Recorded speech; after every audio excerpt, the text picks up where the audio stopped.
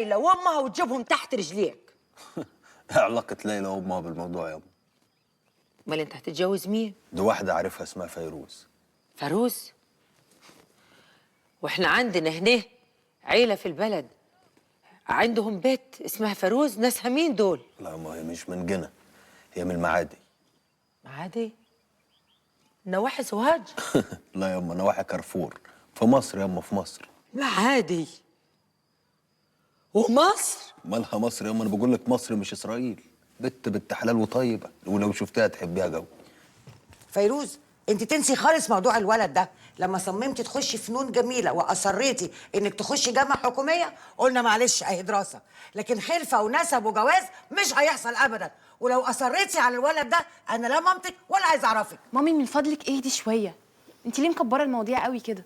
فيروز، انا عايزه اعرف الشخص ده فيه ايه زياده عن الولاد اللي هنا. انت ليه محاسه انك مش لاقيه؟ ده انت عندك نور لوحده، بنات مصر كلها بتجري وراه، وهو مستني بس منك اشاره. يوه. طب معلش انا عايز اقول حاجه، انت متخيله يعني تستحملي تعيشي هناك؟ الصعيد دي اصلا مش الاقصر واسوان بقى والسياحه ونايل كروز والكلام ده. يا سلام، ما تقول لها حاجه يا اخي. يعني عاجبك اللي بنتك بتعمله ده؟ فاتن،